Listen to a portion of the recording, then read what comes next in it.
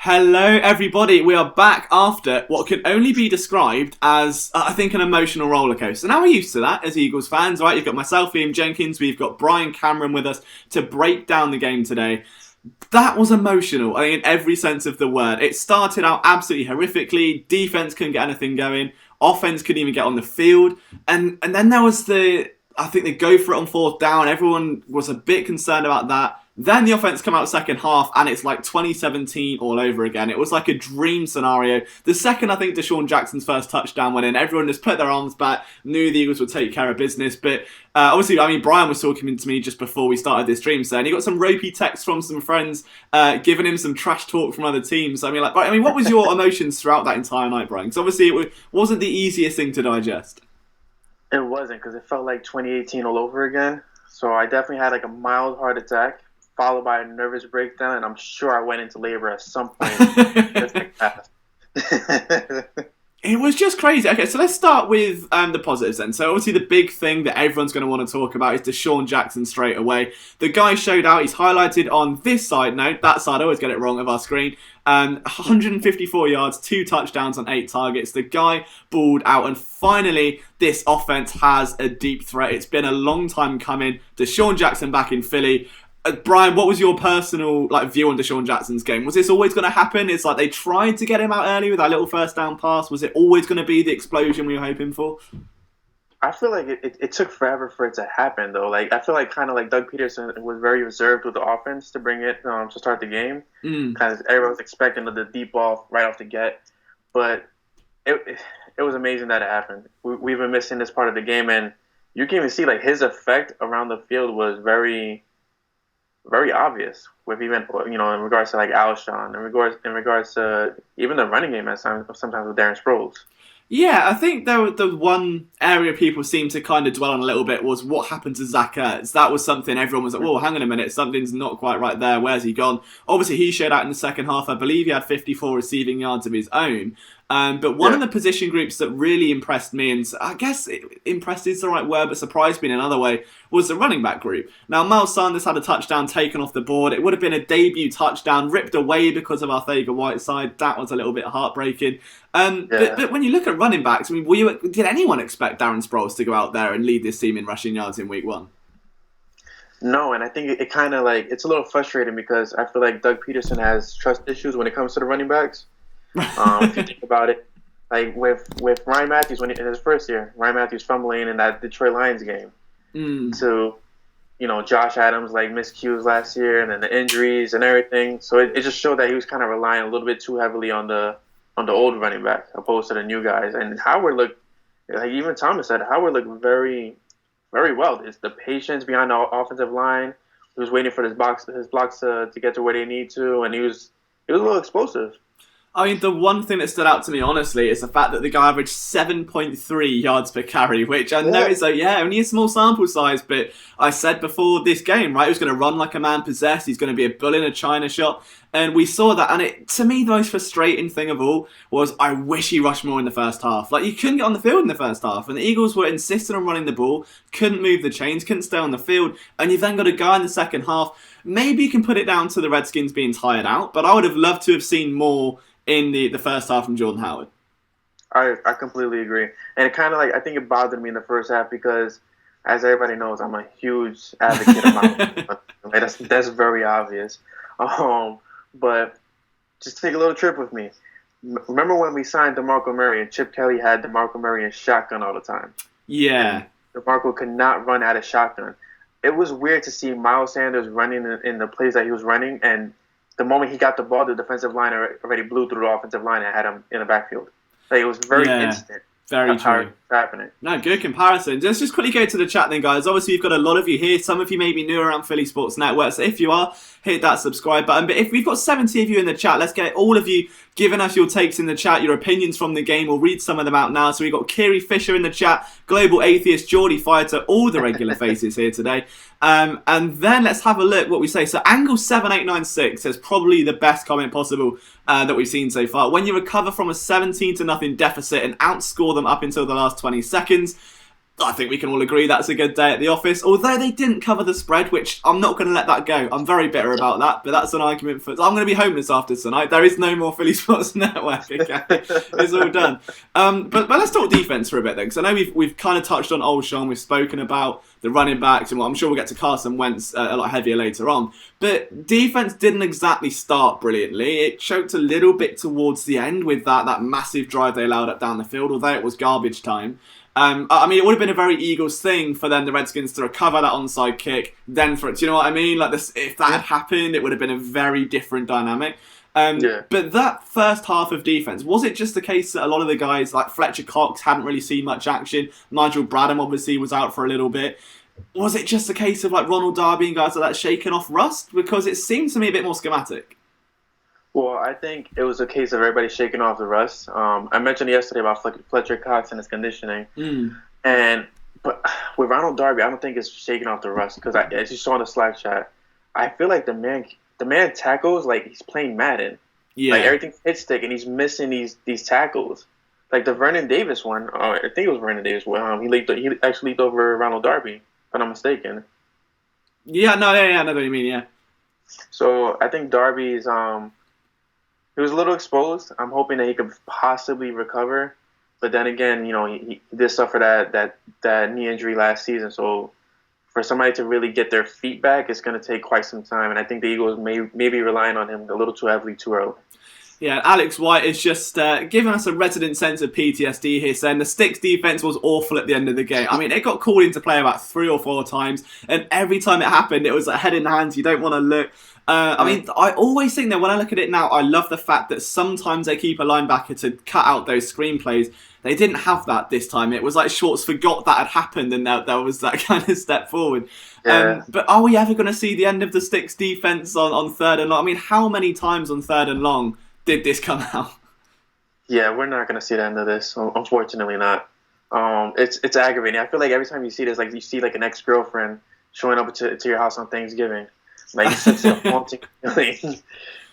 Oh, it's awful. I'm loving this is like podcast level analogies, but it's firing out right now as well. If we flip that to third down on the other side of the ball, that wasn't much better in the second half. Excellent. You had, I think, DeSean Jackson. Did you know, guys, 6 of 8 of DeSean Jackson's receptions were on third down, which is nuts, right? That's absolutely crazy. The guy was a third down machine. So props to DeSean Jackson. That was a great play for him. Obviously, in the second half, most of that came along. The first half, it was... I think it was 3rd and 8, and they pitched it to Darren Sproles. And no, 3rd and 2, they pitched it to Darren Sproles, ended up at like 3rd and 5. Then there was a 3rd and short, which was a screen pass, and that was batted down. And it was like, first half play calling it didn't feel right. It was like Peterson was half asleep, or he didn't have the Gatorade before the game. Something wasn't quite there just yet. Second half, completely different team. But I'm still trying to wrap my head around exactly what happened in those first 2 quarters. I'm blown away by it because I feel like Peterson got a little shy. Like he was playing, very, very to the chest in the first half. The first play was shotgun, like 5 wide receivers, but it was like if I'm not mistaken, it was like a dump pass or something like that. It's I don't know. I think the whole objective of the season was to start fast, and they did the opposite. But at least they finished fast enough where they they were able to regroup in a sense. Yeah, it's like they wanted to start fast, couldn't start fast, so they started like horrifically slow, and then just ended like Roadrunner who just snorted a line. Like it was unreal. They just sprinted to the line. It was like 4 consecutive touchdown drives. Like great work by the offense. But I think defense really towards the end of that second half. I think we can agree the first half the Eagles on both sides of the ball were their own worst enemy. There was no better no better evidence of that than Timmy Jernigan on, it was like 20 seconds to go in the second quarter, storming through completely unblocked, brings down Case Keenum, pushes the Redskins out of field goal territory, only to be negated by a penalty, and then they go up by a further 3 points. And it was that, you just felt it was going to be one of those games, and somehow the team battled back, met by a ton of boos. In terms of like fans booing, not alcohol, just for anyone that's British, not met by a ton of an alcoholic spread to get them through the game. But they came out. I mean, what must have changed at half time? Like, if you're a coach and you go in, you've got all this hype around you. Was it just a bit of complacency, do you think? Because I mean, to me, there's been so much hype around this team, clear favourites for the division, X, Y, and Z. Was it just a case of maybe thinking, it's Washington, we'll be fine, we'll get over it, it's just a drive, and then all of a sudden they played really electrically second half? I think it was first game jitters, to be honest, as weird as it sounds for Doug Peterson right now. But apparently DeSean Jackson was very vocal as well during halftime. So to kind of see where, like, if I'm DeSean, I'm looking at the team like, guys, I came here because you're a Super Bowl winning team. What are we doing out here? Like, are you guys going to play, or should I go back to Tampa? That's right. No, that's a good point. I think having that leadership is very important as well. It's group. If you think back to 2016, when Jordan Matthews, who was 24 at the time, was the oldest receiver in that locker room, we've come a long way since then. Yeah. And, to now have a veteran guy. And DeSean Jackson said in the offseason that he's matured a lot since his first stint with Philadelphia. And he's gone to Tampa Bay. Maybe found himself a bit. It's a different market. Doesn't have the same reputation in Philadelphia. And can almost turn over that new leaf. He's obviously got a family to care for now. And he's not that young, hungry 24-year-old with loads of money to burn, going out. Like, he's kind of matured a bit, and he can help some of those younger receivers along the way as well. Obviously, talking of younger receivers, J.J. Arcega-Whiteside didn't make the impact we wanted to see from him today. Obviously, he got a flag. I know. I think a lot of people... I was trying to keep an eye out for him as well. Interestingly, though, the Eagles were very creative with formations. We saw Dallas Goedert split out wide. Miles Sanders was split out wide at one point as well. So, in terms of rookies, I mean, obviously, the main one to know, Andre Dillard got a snap in there as well at the goal line on a nice 2-point conversion. So, the Eagles do seem committed to running them. But as we look towards week 2 with Atlanta, a game that now, Atlanta being plastered by Minnesota... Do you kind of want to see more from those guys, so from a Dillard or from obviously an Arcega-Whiteside? So as ironic as it sounds, I'm gonna try to justify this. I want to see more of Miles Sanders, just for the simple fact that if you've seen how Doug Peterson kind of fixes himself throughout the season since 2017, when the running game isn't working as it should and people start crying out, he adjusts. So I'm expecting a quick adjustment for possibly either Jordan Howard starting the game and Miles Sanders being that kind of change of pace back. Whereas Darren Sproles, they had really if you saw some of the formations, they had Darren Sproles in the slot with Miles Sanders in the backfield. They even had Alshon Jeffrey blocking at the goal line, if I'm not mistaken. I forgot what play that was. No, I know what you mean. Yeah, but I'm expecting Sanders fully. Like, I feel like the Eagles. I was just reading a quote from Howie Roseman on the piece that I'm working on, and from the top of the organization, they're sold on this rookie. Like, Jordan Howard is meant to be our LeGarrette Blount, and Miles Sanders is meant to be our better version of J.J.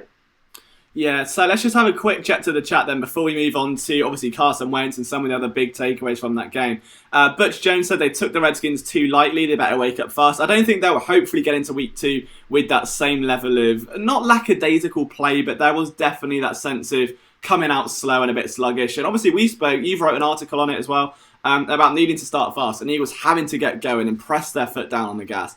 They have, I think it was 3.2 points per first quarter last year. They started with a flat line this week, which wasn't good. So I'm sure we'll get into all the nitty and gritty of that as we preview next week's game, but that's got to change. But outside of that, we've got Global Atheist saying D-Jax was a little too aggressive on that penalty. That penalty annoyed me. I don't think that was D-Jax at all. That was like my entire school life summed up. That was awful.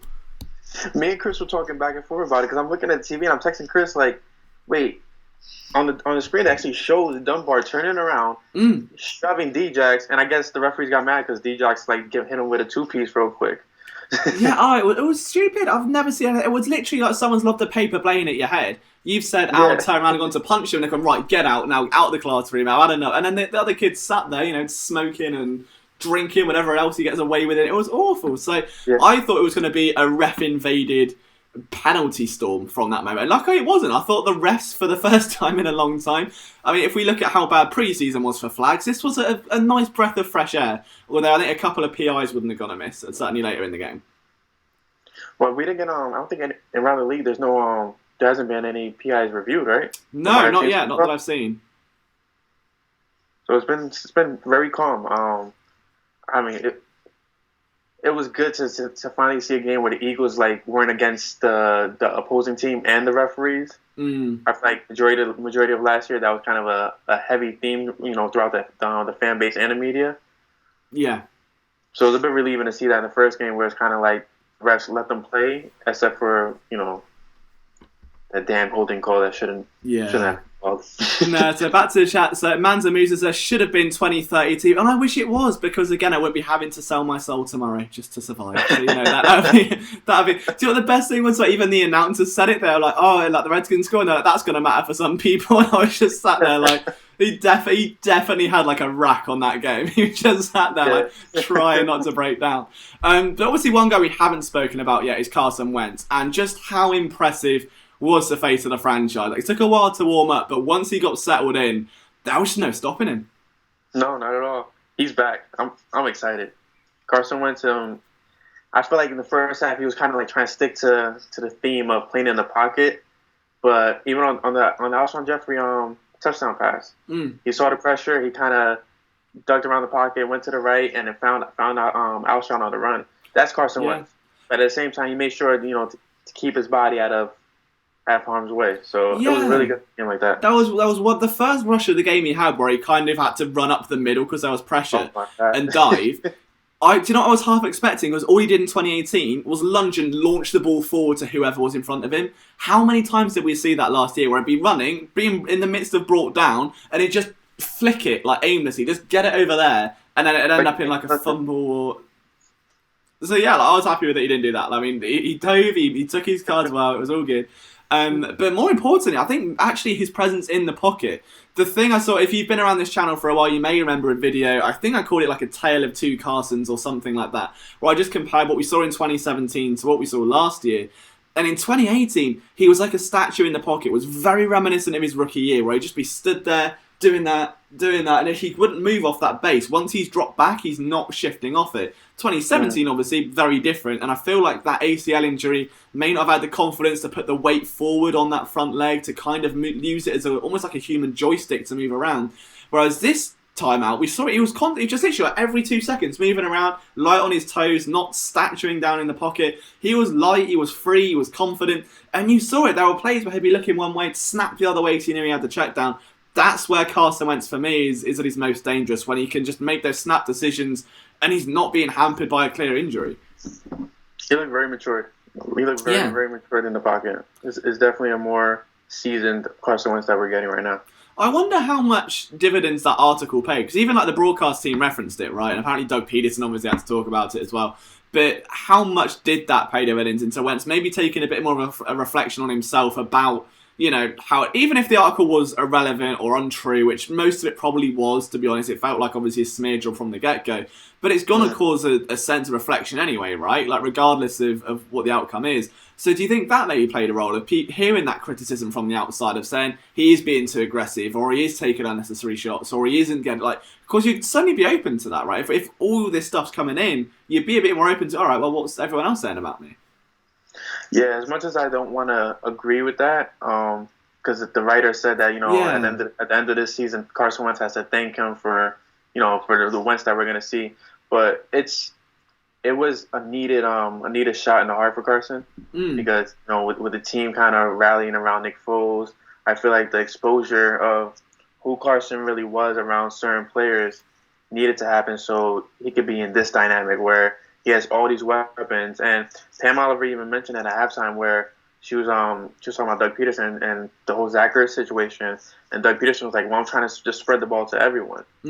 Now Carson's in a situation where he can be his best self by just finding ways to not only spread the ball but to show trust in his teammates. And yeah, I think that article is going to be a shot in the arm for him.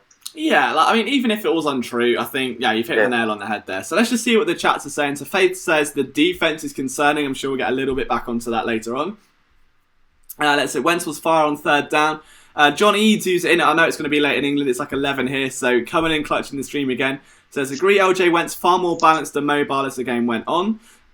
They didn't count Jeffrey's TD. Wentz should have had 4 touchdowns. Oh yeah, I guess because it was that rushing one. Was yeah, that's true, I suppose. Fantasy. Damn it.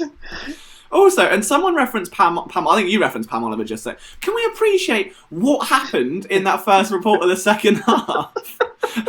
She was definitely drinking something. I don't know what it was like. Straight out of Philly. Literally, and finally, Gruden offense. Sorry, finally, offense. Keenum throw ball touchdown. Finally, back to you. And I was just like, she was facing it a complete wrong way the whole time.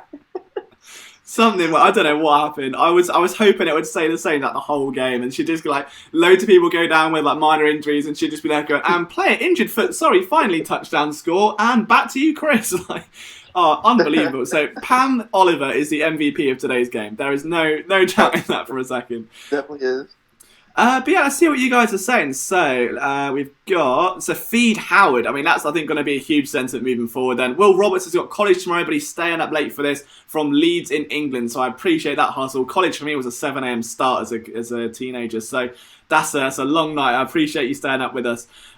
Mansa Musa says basically Jim Schwartz's defense scares the life out of him. Are you concerned with the defense going into next week against Atlanta? I'm concerned with the secondary, complete honesty. Like, I feel like we spoke about the secondary so much this offseason, and everybody was saying, like, Rasul lost weight, Rasul's, looking good, Sydney's looking good, and they looked exactly how they looked last year. And it's terrifying because, like, Rasul got burnt for, how deep was that touchdown? That's not the 70-yard. It was like a 60-yard. It was awful, whatever it was. He got completely burnt, and then I think Sydney had that one good pass defense. And Avonte Maddox look a little rusty, so I'm hoping they kind of get their feet under them, and hoping against Atlanta at least, where they're facing Julio Jones, Calvin Ridley, and Mohamed Sanu.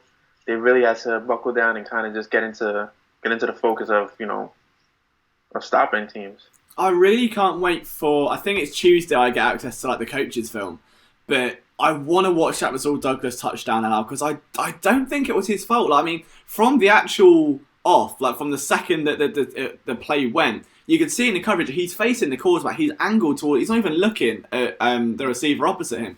So it says to me like it was a cover 3 or a cover 1 or something where the safety's going to come down.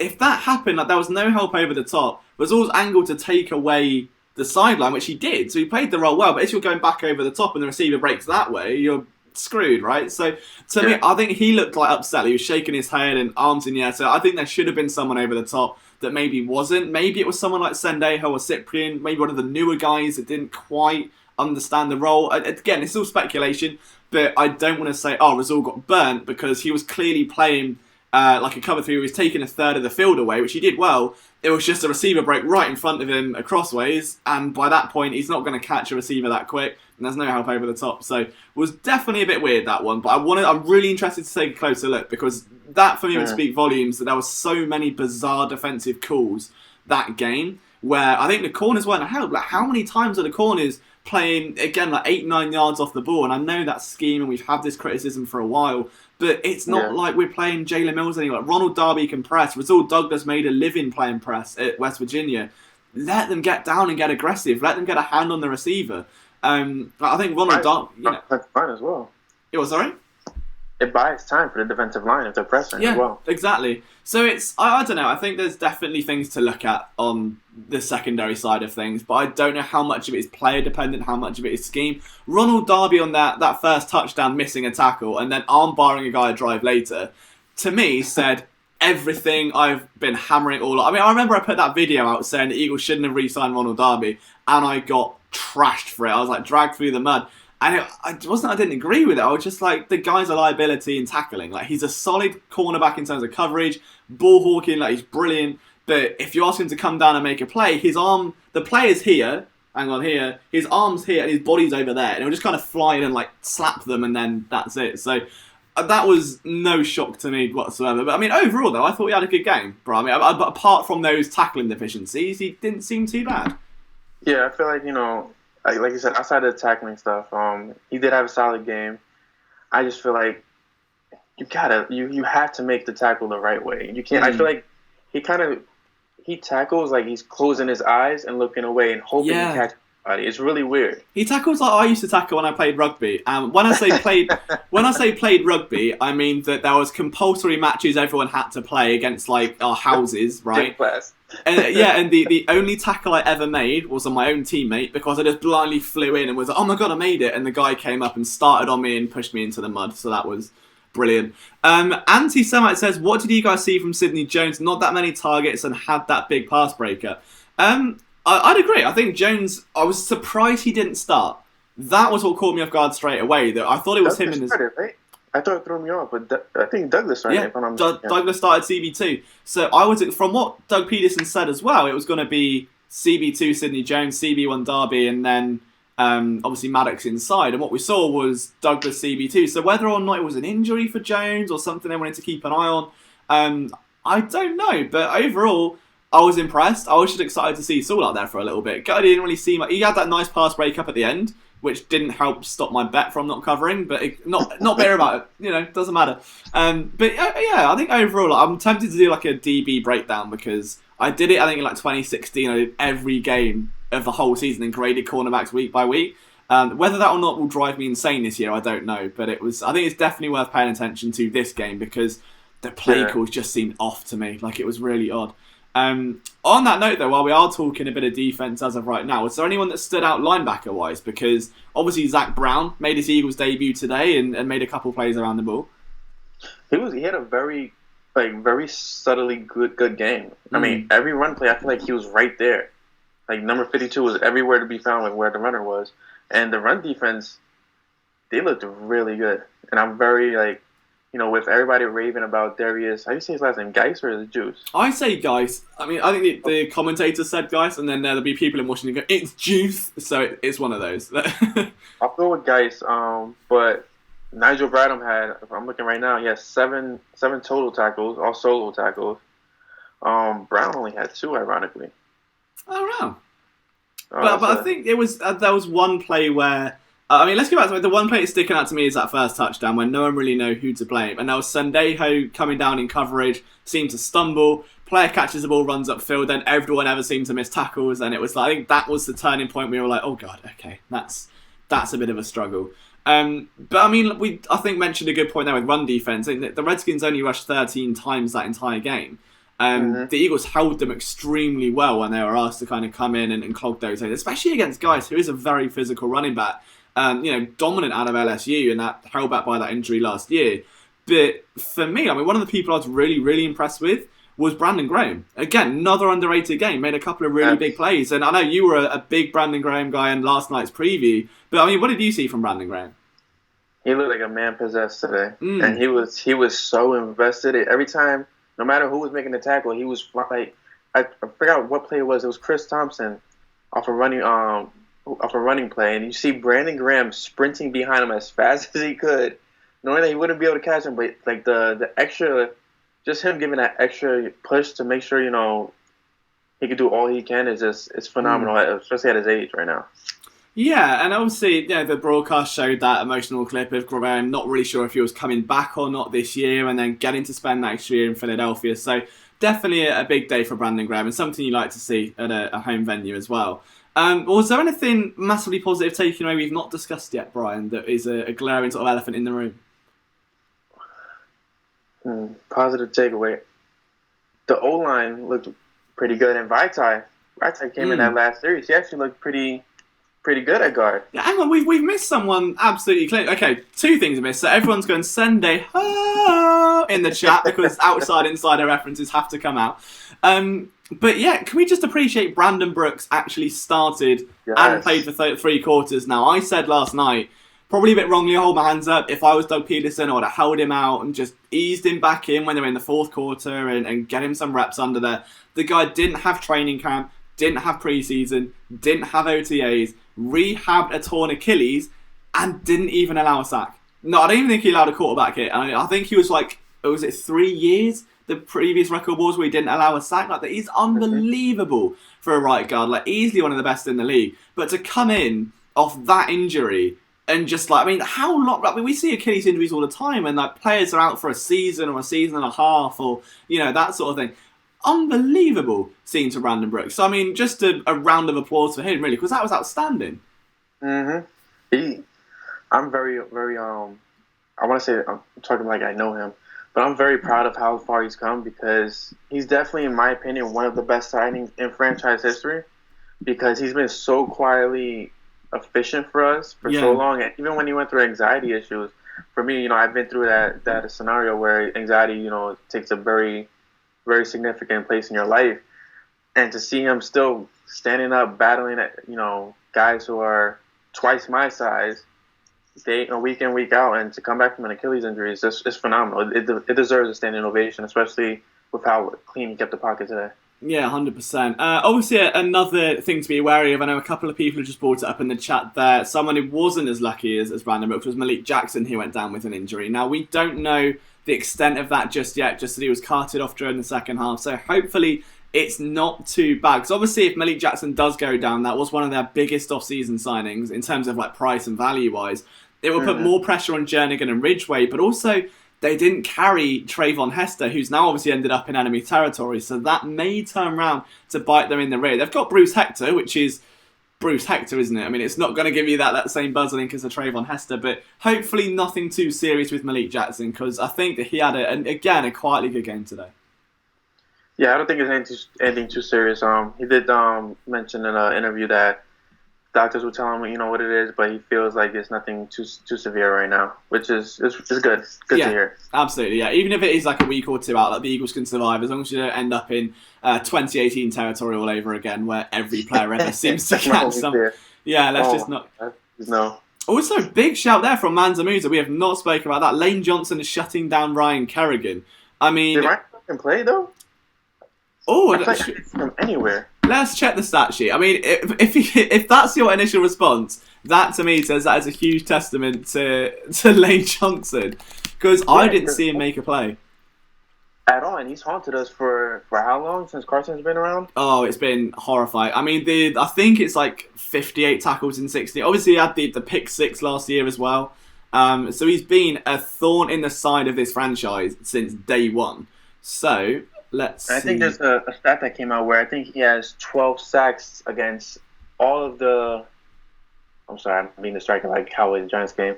All the division foes against the Cowboys, Giants, and Eagles. He has 12 sacks apiece or something like that. But he did play. He registered a tackle, had 2 passes to fair. Or was that 2 QB hits? I can't see, my computer's glitch. 2 quarterback hits he had. So he did make some plays. He wasn't completely shut down. But for Ryan Kerrigan standards, only allowing him to 2 quarterback hits is basically nullifying him completely, isn't it? I mean, anyone else 2 QB hits, you're like, oh, that's a bit much. Ryan Kerrigan, you're like, dude, that's only 87. Like, we'll take 2 every day of the week. Yeah. A couple people in the chat as well. So Manza, who has basically been our third eye today, along with Charles Van Der Aim. Nice to see you in the chat, Charles. Says Barnett had some good plays, but also some dumb penalties. Yeah, that's a good point. Barnett had a topsy-turvy game. Was there anything in particular that stood out to you from number 96? I feel like he kind of had a positive game back. I mean, it is his first game back to NFL action since the shoulder injury. But that stupid penalty, it was so weird because it was like he was trying to push, it was Ridgeway if I'm not mistaken, trying to push Ridgeway out the way to get into the into the offensive line, but it was kind of like it was pointless at the time. Yeah, I feel like we're in a situation where they couldn't afford to do anything of stupid, anything stupid. But I think if you took those away, that what stood out to me, my main criticism of Barnett has been since pretty much day one, is that he has a tendency to solve away into games and just slowly fizzle out. And if you inject him on a third down, he'll fly off the edge and bring pressure. But if you keep him out there for 10 to 12 plays, he doesn't have that same burst. Like, the stamina goes down quite quickly. Whereas today, that didn't seem to be the case. He certainly seemed to be a little bit more consistent in bringing pressure off the edge and at least closing the pocket down. They didn't get to Keenum as much as they would have liked, but they forced him, especially in that second half, to stand in there. And Keenum's not a mobile QB. It's like he's been swallowed by a black hole over and over again. And I think the Eagles did a really, really good job at holding him down. I mean, a lot of that first of the yard damage was done in the first half, where they went 8 for 8 and just cut them up like there's no tomorrow. Then they seemed to adjust, and I think, Barnett looked good. Didn't see anything from DeSean Hall. I'd be interested to see if he did play any chunk of snaps. I didn't see anything noteworthy if he was on the field. I think he's inactive for the game. DeSean Hall. Right, that would be why then. There you go. Swept active, cool. Yeah, you guys kicked off in the chat about it, didn't you? And there was a little bit of World War III over Josh Sweat being DE4.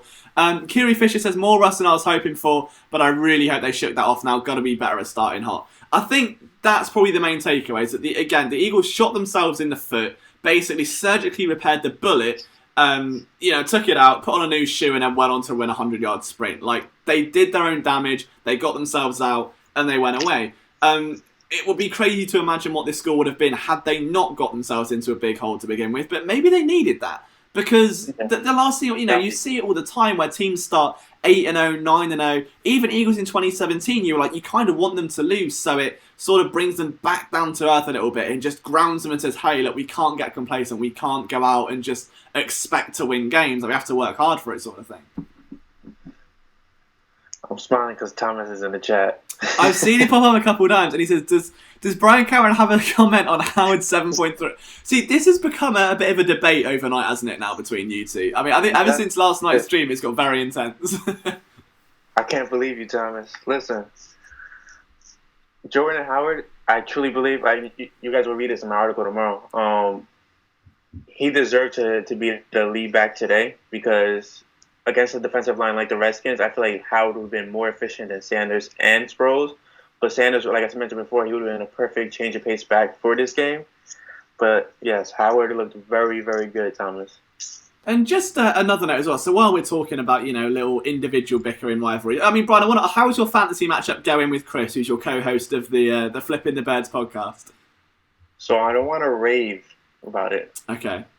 Because usually when you jinx these kind of things, you end up looking like, a donkey at the end. But I have a 78% chance to win. It's 133 to 110 right now. He has Chris Godwin playing, David Johnson, Evan Ingram, and I have Mike Williams, who actually just went down with an injury. I have Tyreek Hill, who's rolled out of the game. And my best player right now that's playing is a kicker, Robbie Gould.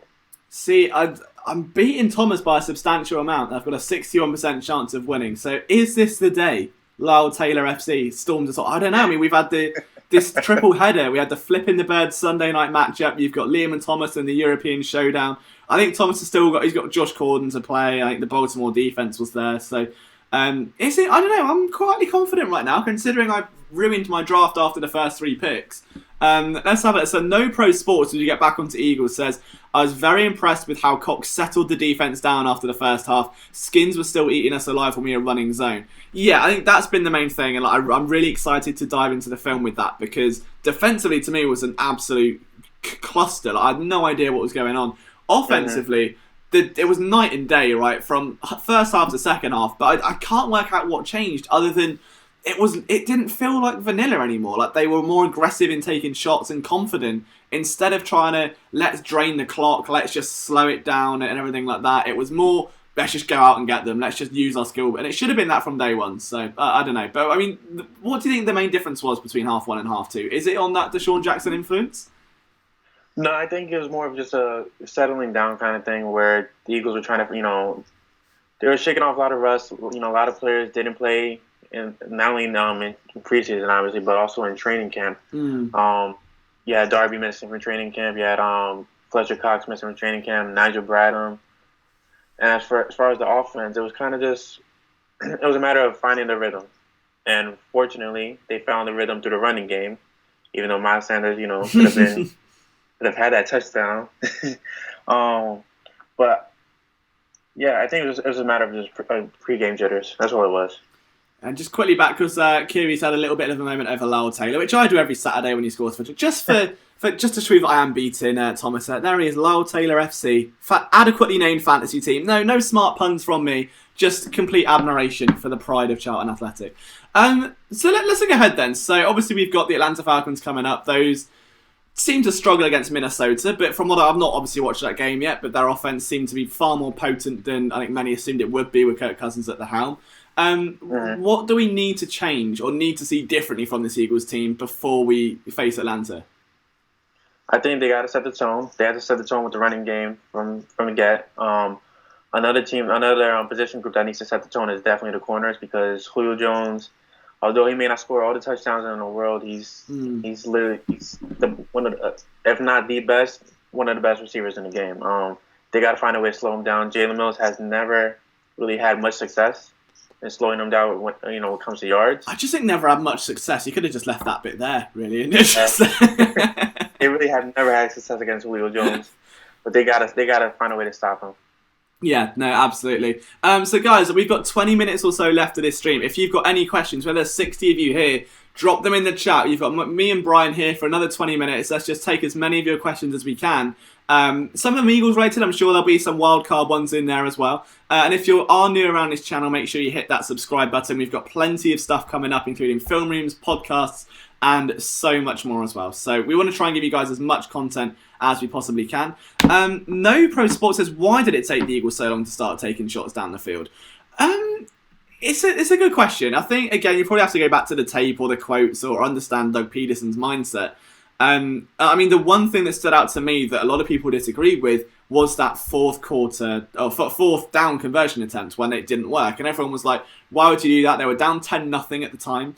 And everyone's like, why would you do that? You're down 2 scores, get points on the board. And at that point, the Eagles had one, I think it was, 1 3 and out? And this was a second drive in like 2 quarters. So to me, it was a case of, if you can cut them down, like you're inside enemy territory, if you can make an impact, just put the dagger in their heart, move the chains on a 4th down, demoralise them, keep your defence on the field, get some energy. If it results in a field goal, it does, but you keep them off the field. If it ends in 7, then you've obviously made the most out of that. So the game wasn't out of reach at 10. If it was 17-0, maybe take the points and then make it reachable with a 2-possession game. But at that point, I think it just absolutely made sense. But, I mean, I know we briefly touched on it, Brian. Anything else on why it took the Eagles so long to start taking shots?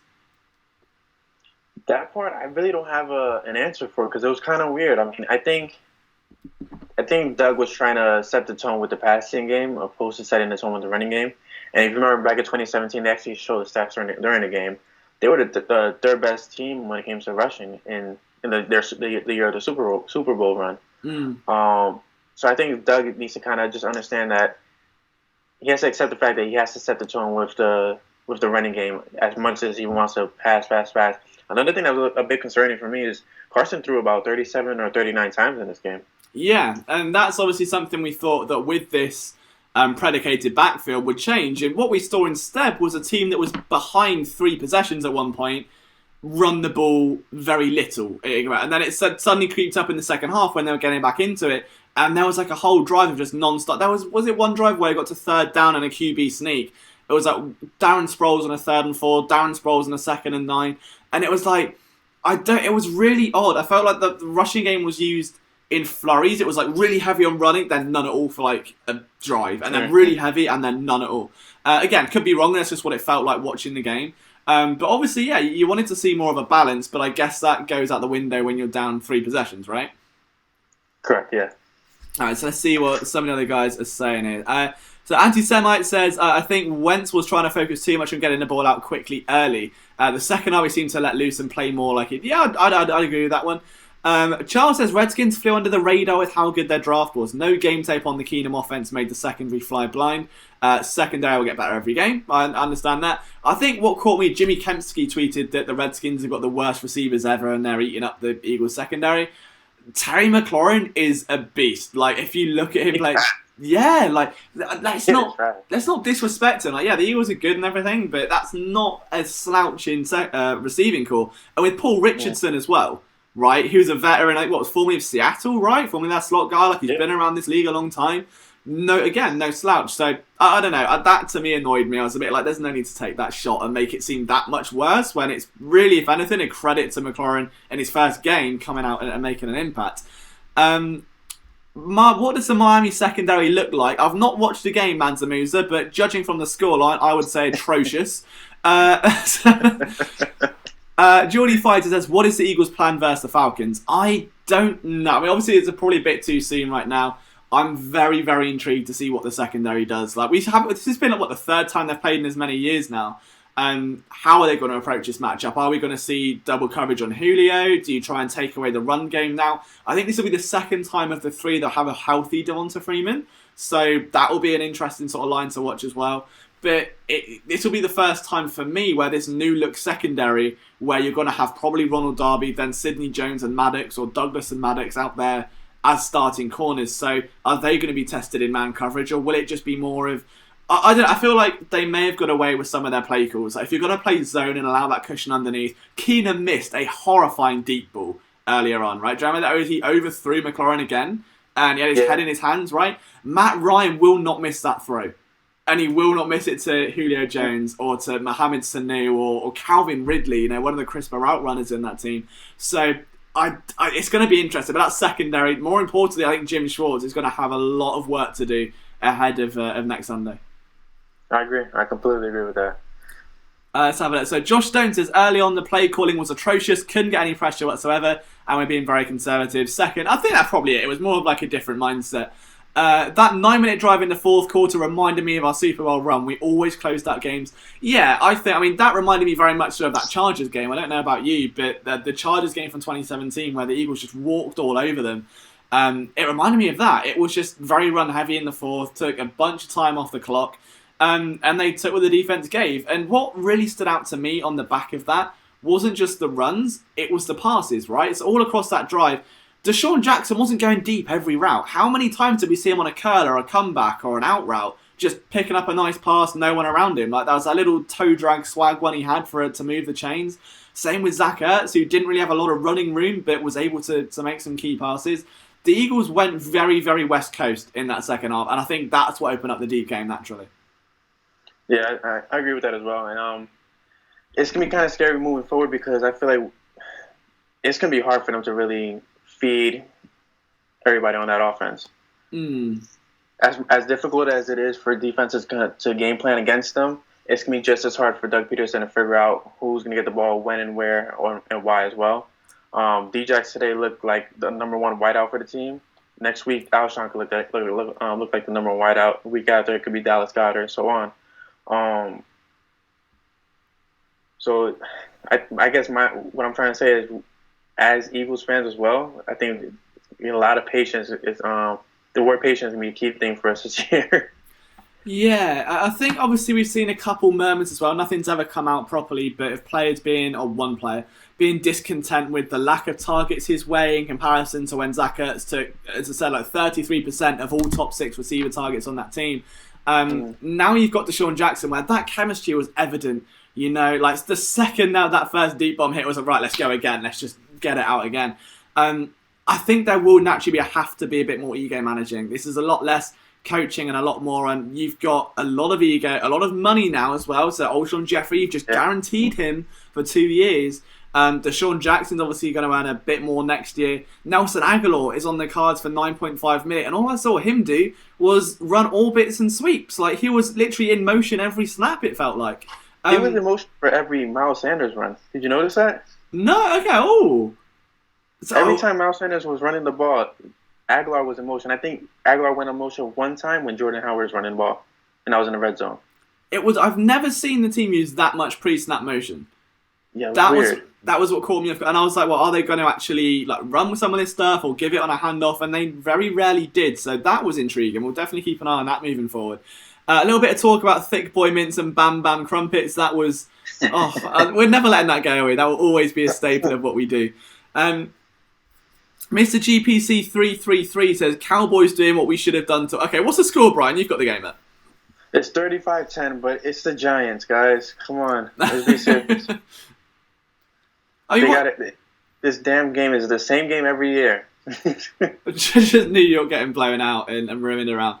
Is there anything? I mean, obviously you wrote the article, on PhillySportsNetwork.com previewing the NFC East. Is this how you envisioned it going from the second game in the division, that Cowboys-Giants game? It's definitely how I saw the game. I didn't see so much of how Prescott was going to look. I know early on in Prescott looked actually kind of rough, but now with Cooper, Randall Cobb had a touchdown, Jason Wynn had a touchdown. They look pretty good, but it's the Cowboys and it's the Giants. Yeah, that's true. There's only so much you can take from that at the end of the day, I suppose, right? It's not like we can look at it and go, oh, well, we've learned this much. I mean, Dak Prescott's naturally going to look good. I mean, how's Zeke doing? Is he hitting? I'm assuming hitting the ground running and doing everything else. Yeah, he looks like his normal self. Like he didn't miss any time. Giants defense looks a little sloppy. Eli threw the ball at Saquon, but Saquon wasn't even looking. Hit him right in the back. Oh, brilliant! So it's just regular Giants football. So it's just the most vintage Cowboys-Giants game imaginable, then, right? Yeah, it's literally like if you ever watched that movie Little Giants. Yeah. Where the Cowboys team was a lot bigger, a lot stronger. That's how.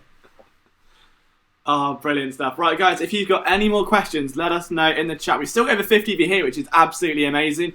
If you're just joining us, thank you. Eagles obviously coming out with a huge win after being down at halftime. I don't think we've still recovered emotionally from being there. Just a show of hands in the chat, right? So if you've not messaged the chat yet, be sure to now. Going into halftime, did you think the Eagles would come back and win? Yes. Did you? And I have proof. I tweeted it out. I said, call me crazy, but I still think the Eagles will win, and somebody actually called me crazy. I put out a tweet saying, hey, I'm not going to at you, but the Eagles won. That's that.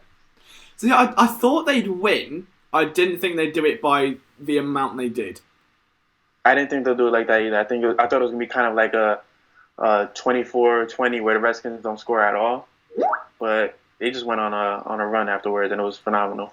I literally said to my friend, let me find the message I sent to my friend, because I literally panned out the score how I thought it would go at halftime.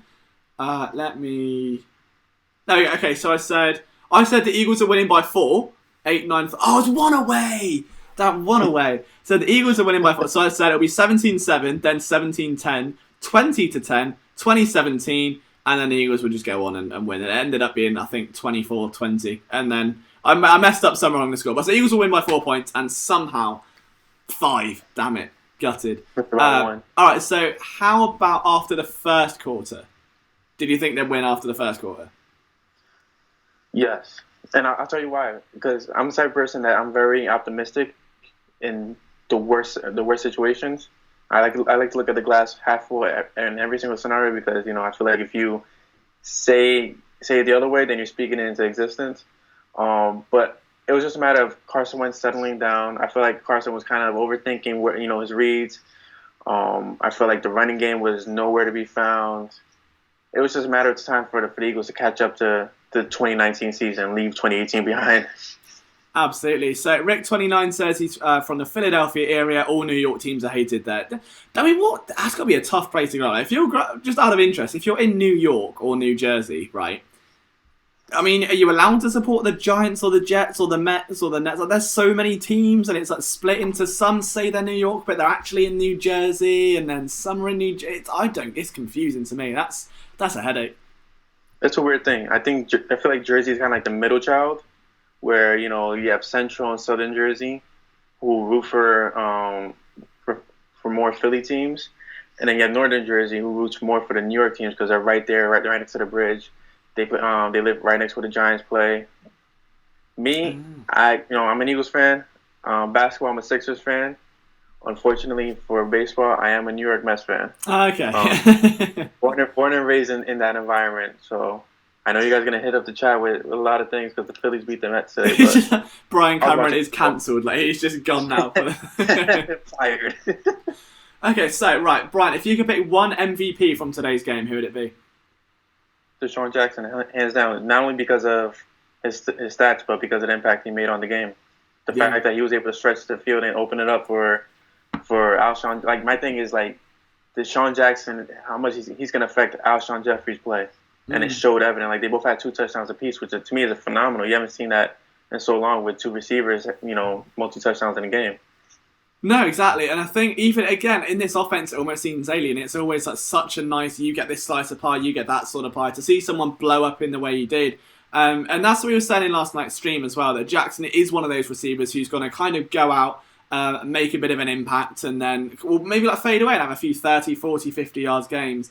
And then kind of maybe come back and have like 100-yard and then settle down again and go back. So to see him, I think, come into this game, like his first game as an Eagle, 6 years in the making, 2 touchdowns against his former team, like that was a homecoming of dreams, and I think it's what he deserved. Like, anything less wouldn't fit the narrative. It wouldn't fit this dream that we all kind of put around him. So I was very happy. And again, I mean, I try and remain unbiased. I say wearing a Sam Bradford jersey, which is about as unbiased as I could possibly be, right? But to see DeSean Jackson back in Philadelphia, performing like he always has, was just brilliant. That was phenomenal, yeah. And Thomas called it 150 yards.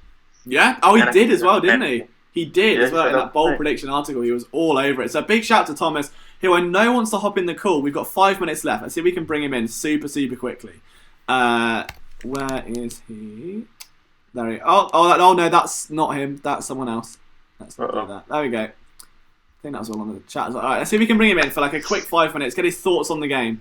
Is he going to pick up? The tension builds. You see, you don't have this on radio. Oh, he's unavailable? Oh, so he's messaged me saying, I'm available. And now he's just playing hard to get. Unbelievable. Vintage Thomas Ringard. Let's try again. We'll add him one more time. So let's see what's in the chat. So Samuel Primaldata, I think I probably pronounced that very wrong. I'm very sorry, but thank you for joining the chat. Also, a big shout out to everyone here as well. Like, I mean, the support on this channel over the last few months has been absolutely unreal. And to see it rise up to like nearly 13,500 subscribers, to see this level of support constantly in the live chat, where me and Brian can come down and have a little chat with you sort of on a Sunday evening, is really, really cool. So we're trying to get Thomas Ringard for a one late 5-minute spree. Whether or not he picks up is another issue. But it is unavailable. I tried, Thomas. Oh, he said, hold on. Oh, he's making us work for this. Go on my PC. Oh, he's killing me. He's really trying to drag this out. So yeah, all right. So let's quickly talk Eagles stuff that we've got coming up at Philly Sports Network. So we had a brief chat about what we're sort of working on over the next couple of days at Philly Sports Network. Brian, what have you got in the pipeline for all the readers at PSN? So for the readers, I do have a running back article coming out, I believe tomorrow. And then I do have my NFC East weekly state of the NFC East. And tonight, me and Chris will be recording Flipping the Birds, so that'll be out for tomorrow as well. Am I cutting into Flipping the Birds time, or am I okay? Possibly. I think my wife, she's pulling into the house in a few, so I'm going to spend time with them, and then I'm going to shoot onto the podcast with Chris. No, okay. I think Chris just got back from maternity shoot. Just text me. I saw this. So Chris has been a little model at PSN today. He's gone out and done all kinds of maternity shoot. He's basically done the ESPN body issue, but just on his own. He says it's a maternity shoot. It's not. It's just Chris topless with like a pitchfork and some dungarees, and he's just, with some overalls. Yeah, just sort of like lying, like, with his feet just like crossed behind his shoulders, like a little bar. That's what's actually happened, guys. Just sorry about that. Chris is making excuses that we just needed you all to know. Let's see if we can get to. We'll try one more time. Third time lucky. He's got 3 minutes to come in and give us his thoughts on the game in a very PG version. He's got a potty mouth. Is he in? He's in. We've got him. He's been playing hard to get for a solid 5 minutes, but he's in the call. There he is. Thomas Ringard, how are you doing? I am doing great. It was a hell of a game. It was exciting. It was exactly what we thought it was going to be. Down to the very, very specifics? Or? He called it, though. He said the offense was going to start slow. That's true. I mean, to be fair, if anyone was in the preseason stream, the preview stream last night, we had Thomas say that DeSean Jackson will get 150 yards, that the offense could start slow and they could be down at half-time. And he just sat there silently with his feet up and a nice Corona, watching it all unfold exactly as he envisioned. While I was texting Brian, so I pretty much saved your fantasy game now, didn't I? You did. DeSean Jackson gave me like 40-something points. Unbelievable. Yeah, it was a great game. I mean, I think that the defense started out a little bit more slowly than I'd imagined. I was a little bit worried when Schwartz kept running cover zero defense, because you could just tell that Doctor struggled to cover McLaurin down the field, and McLaurin should have had 2 touchdowns, but Case Keenum just missed that wide open deep throw there. So I hope they take that away into the Atlanta game, because Matt Ryan's going to be more sharp on that, and Ridley and Jones are going to tear up this secondary if they don't fix that. No, I agree. And I think, obviously you've got a bigger praise in the chat. Everyone very happy that you're here with us for these final few moments. We spoke about earlier today that there was that big miss pass to McLaurin that Matt Ryan won't miss that throw. There are a few moments like that, or passes that are underthrown, or screens that were missed and stuff. What do you think, as I've said this to Brian as well, what do you think needs to change for this Eagles team ahead of that game against the Atlanta Falcons? They need to, if they're gonna insist on running these 3 safety looks where they have Sendejo on the field, they need to run more two high safety looks. They need to spin it so they actually have help over the top, because the fundamental idea for Schwartz right now is that you play everything in front of you, and that you come up and you make a tackle. You can give up that 5-yard completion, that 8-yard completion, because you see the corners playing these with these 10-yard cushion. It's extremely frustrating to watch, but that's just the way they play defense. But to limit those deep passes, you got to have safety help over the top. Otherwise, they're just going to keep throwing these floaters. But I mean, usually when Eagles play the Falcons, they have a pretty good hold of the wide receiver group. Like we saw it in 2017 in the playoffs. We saw it in the opening game in 2018. It's not like the Falcons are blowing the Eagles defense out. Usually they don't score a lot of points. So I think Schwartz he knows what to do, and hopefully Sidney can have a good game again. He had a good game today, I think. I think Maddox had a good game. Mm-hmm. I hope we see a little bit less Douglas, especially in the next game. No. Because I think Sidney Jones proved that he should get some more reps. Yeah, we had someone ask in the chat earlier about Sidney Jones. Obviously, he had the big pass defense. There's I think that's like a flag or something like that as well. But I'm very intrigued to look at this secondary. Now, I know Thomas is someone that plays football, that is on the Danish national team, that flies around and he's on ESPN Sports Center every day for top 10 plays. That's what he does. That's what he does. So, what did you see? I'm very interested, because the first half play calling on both sides of the ball, I think everyone can agree, was atrocious. Why and what changed? Because we all know that they got more aggressive, they started taking more shots, but why was it so vanilla with these third down pitches and screens and all the rest of it? Oh, that's never a good sign if Thomas. I don't know. I mean, I'm gonna have to roll the film a couple times tomorrow and just dissect it a little bit.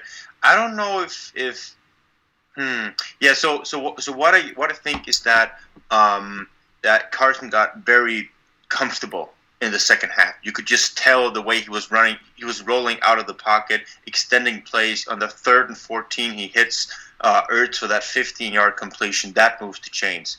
And they were just hitting on plays down the field instead of these check down passes that they were running throughout the first half, and actually putting the game a little bit more in Carson's hands instead of forcing it to everyone else. Yeah. All right, so just a quick, we're going to have to say bye to Brian. So Brian is off to not do a Chris maternity shoot and get his swimwear issue out, but he is off to record Flipping the Birds. So Brian, thank you for coming on today's stream. I know everyone is becoming your number one fan very quickly. So thanks for taking the time out to and talk birds with us, man. And we'll see you and all of your work soon. Thank you for having me on, and Miles Sanders, Thomas. Miles Sanders. See you, Brian. Win your fantasy. Oh, I think I'm on pace to win it. 4 quarters ending, so I'm gonna rub that in Chris's face and Flipping the Birds.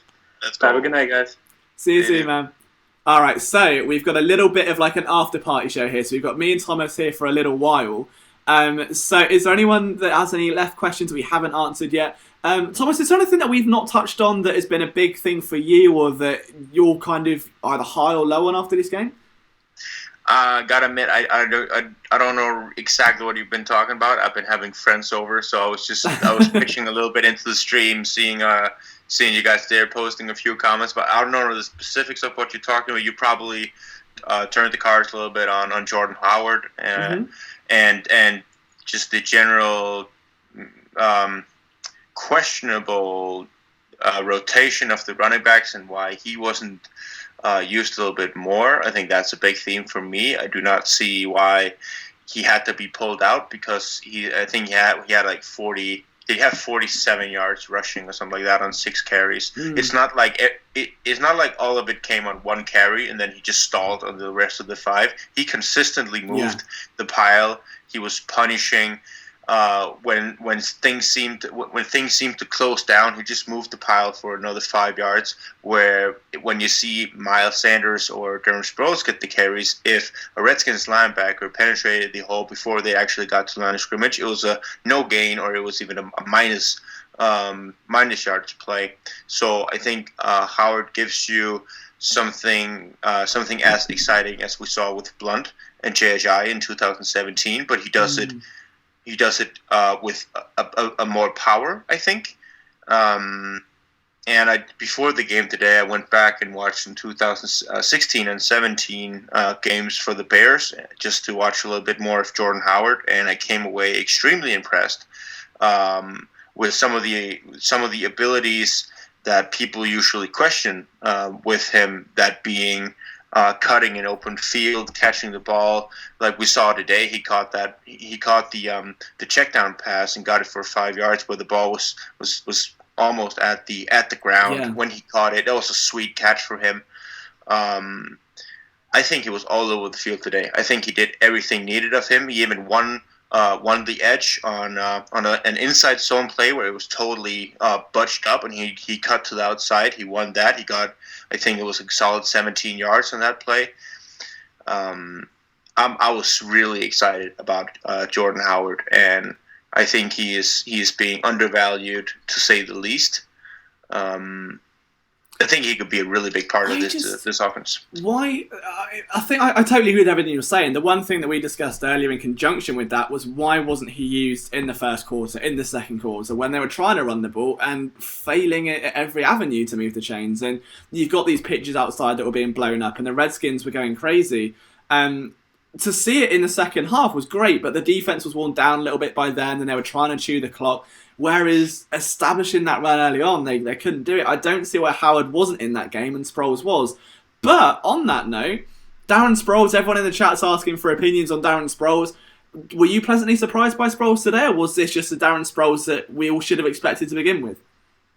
I think Darren Sproles had some good plays, considering it was also it was also his first game back after a long time of missing football. I think he did really good. He especially in some of those outside tosses and the plays where you wanted to get him out in open field. He did some Sproles-esque things, getting a few more yards where you also think this is going for nowhere, and then he busts out one juke and he gets like 4 yards more. I don't think Sproles should get as many carries as he did today. He had equally as many touches that didn't go for anything, that stalled the offense more than it moved the chains. But I mean, it's a balance, and I know like it shouldn't be a surprise to anyone that Eagles rotated as much as they did today. You saw everyone in there. You saw Sanders, Clement in there as well for a couple of reps. He wasn't used as the primary ball carrier on those reps, but he was in there. That's just the way they want to run things. But I don't think Sproles should get as much attention as he did today. But I can see. It's very interesting as well. So on that, someone said something to me a while back, so somebody who kind of coaches college sports, and said, don't be surprised if Darren Sproles is RB1 to begin with. And I kind of laughed it off and asked why. And he said, so basically, the Eagles very much value leadership, and they love like high character guys. And Darren Sproles is someone that is very much the veteran in that room. When Jordan Howard's only 24, Miles Sanders is a rookie, Corey Clement's an undrafted free agent, that having Sproles out there to set the tone and give that buzz to the offensive line, then for the younger guys to come in without that immediate pressure, knowing that they're not going to have to go out and make production. I was like, do you know what? I can kind of see it. They kind of downplayed it, and you saw it today. and it may have had some validity after. I mean, like, obviously you play football. Do you think that would have any weight, or having like that kind of veteranship on a team? I mean, I guess, but going back to, I noticed you said that Howard went in the second half primarily when the defense was worn down, so to say. In the second quarter, you had the drive where Howard actually came in there. He got 2 carries. He got 2 first downs. It was an 8-yard run and it was a 9-yard run, and that was moving the chains when the offense stalled. So he got those 2 good gains. He moved the pocket. He finished punishing runs up the middle after Jonathan Allen went out, and then boom, Howard was out. We didn't see him again until second half, and I was scratching my head. And the concept of thinking the defense is worn out in the second half, so you put in a punishing runner like Jordan Howard. I don't buy it. I don't think that's the case, because, like, to be honest, do you think Redskins were worn out when they came out to begin the second half? I don't. No, exactly. Eagles didn't run a lot of plays. Yeah. I mean, they've had tougher days in camp than the first half they played against the Eagles. So I don't know if it's an offensive philosophy. Do you want to go out there with your punishing running back in Jordan Howard and really like punch it up the middle, finishing runs physically, really getting the heads of the linebackers thinking, all right, we're going to hit this hard, and then you put in a guy like Miles Sanders or Darren Sproles, and the linebackers are thinking death and murder, and then suddenly, boom, you jump cut them, and they just keep flying forward with their heads like they're not playing disciplined football. They're not keeping their tracking to the near hip of the ball carrier. They're just going full speed to hit the guy hard because they're used to having a guy like Howard come in. If they hit him first, then they're being punished. So, like, I don't think it changes, to be honest. Basically it comes down to I would just like to see more Jordan Howard, because I think he was the best runner on the team. He had the best runs today. He had the best production today. And if you give him a small hole in the line, he's gonna use it, and he's gonna move the chains and set up passes for Carson Wentz to hit some of these ridiculous weapons down the field. Yeah, no, I completely agree with that. I think that the 7.3 yards per carry really does speak for itself, and maybe we'll see. I think this reminds me very much of 2016 when it was Ryan Matthews, Darren Sproles, and Wendell Smallwood.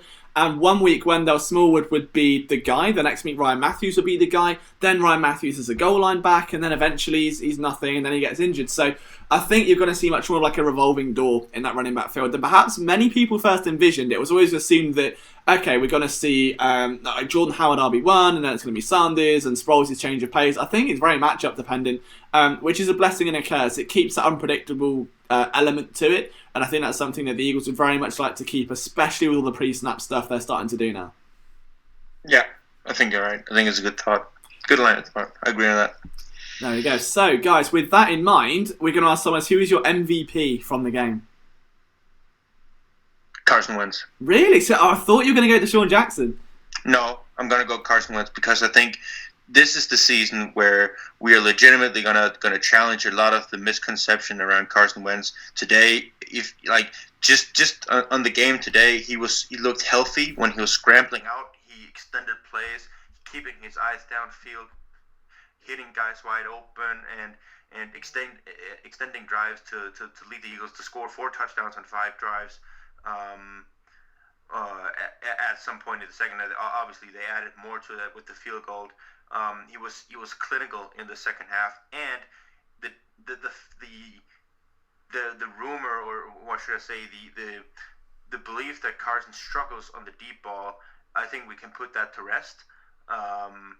He had the pass to Nelson Aguilar, which was a little bit overthrown, but I mean it is what it is. That's what happens. But he hit DeSean Jackson those 2 beautiful touchdowns deep. He's gonna have a great year with DeSean Jackson. I can't wait to see it.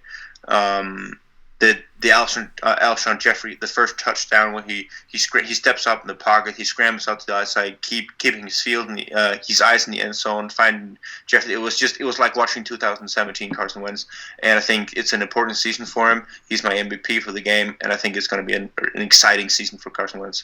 Yeah, I completely agree. I think that it's not massively overlooked, but probably overshadowed because of how impressive DeSean Jackson was. And obviously, it was a much more narrative-based game with DeSean Jackson. It was his homecoming and that sort of thing. So I think Wentz, like we said it in the show, that his footwork in the pocket, that he wasn't stuck on that first read, he wasn't a statue, he was very light, moving around with confidence. Absolutely excellent stuff. Geordie Fighter 14 says Braddon was his MVP, getting 8 solo tackles. And on that note, guys, we are going to call it a day. If we look at, you had 30 minutes of bonus Thomas content. The Great Dane came on the stream after playing hard to get and not joining to begin with. But guys, we're going to have plenty coming up for you over the next week. We're going to try and get like a midweek show. You've got 2 podcasts. There'll be film rooms, breakdowns, all that good stuff. And of course, articles at phillysportsnetwork.com, which of course you can find Thomas's work as well. So if you want to follow Thomas, what is your Twitter? My Twitter is @ThomasRP93. There's going to be tons of video cut-ups coming up in this week. And if there's any particular player you have in mind you want me to take a look on, hit me up with a DM. I'll look into it. I'll make sure you see your favorite player out there and what they do and what they don't and what you're going to expect from the next game. Thomas has just opened his DMs up to everyone. I expect nothing but great behaviour and nothing else. But honestly, guys, thank you so much for tuning in. It has been a really exciting weekend. We had crazy, emotions in the first quarter, all the way through to a second half comeback, which I'm sure, while never in doubt, got a little bit wobbly. And then we saw the real resurgence of this Eagles team, and hopefully they carry that energy into week number 2 against the Falcons. But from myself, Liam Jenkins, from Thomas Ringard and Brian Cameron, who's off to film a podcast just for you at home to listen to on your Monday morning commute, we will see you very, very soon for another episode of whatever I called this. I couldn't remember. Probably post-game live or something. We're still working on that bit. Recapping the birds. I don't know. Let's go with that for me. We'll go with that. But enjoy your Sunday evening, guys. I hope you enjoy Sunday night football. And we will see you very, very shortly for some more content.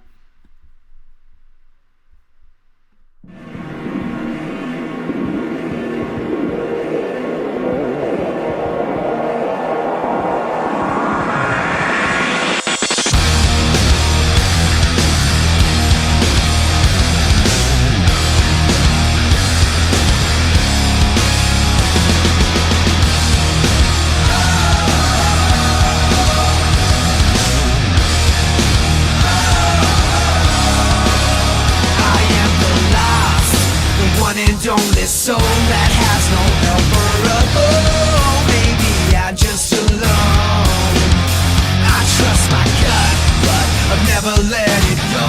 So far now I wanna know what you thought you had done when you allow me to be all the things that I'm not. Well, it seems like I'm caught every time you remind me. You're right, take away my pride, to burn it to the ground so we can start again. My crime's a legend to remind, to burn it to the ground so we can start again.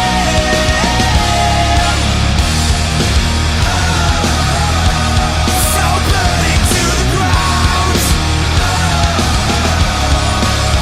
I lost the course, the fight to change my life. There seems no time for respite. Maybe you should just go. I changed my ways, but I never thought I'd find no time to hide in my mind. In the hope you would stay when you allow me to be all the things that I'm not. Well, it seems that I'm caught every time you